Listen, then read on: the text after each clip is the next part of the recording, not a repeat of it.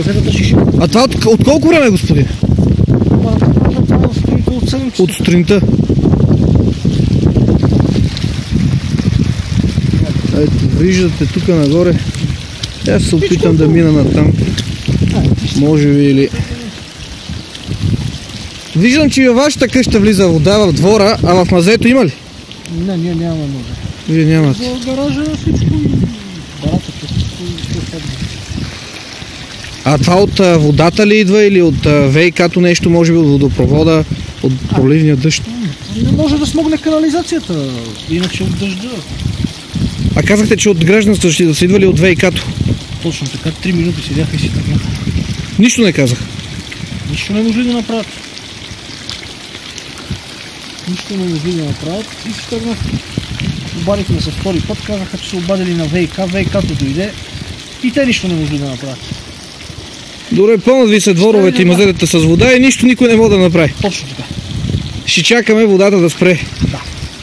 Това е улица в Пернишкия квартал Горно Могиличе. Ето тук виждате водната стихия, която се задава отгоре и отива надолу по долната улица. От тук след малко ще минем и надолу да видим какво е положението. Много е страшно. Много да вижте.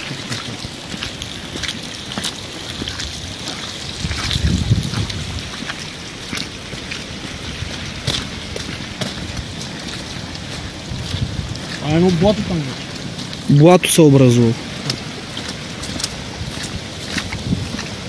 Между другото, чувам и силата на водата. Как изкупа?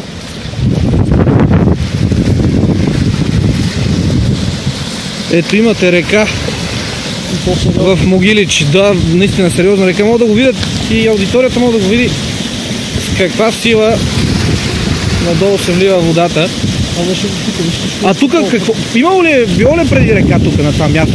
Съвсем лека рекичка си тече. Малка баричка. На тръба така 60-70 см диаметър, но ето че сега няма как да... Имало е тръба.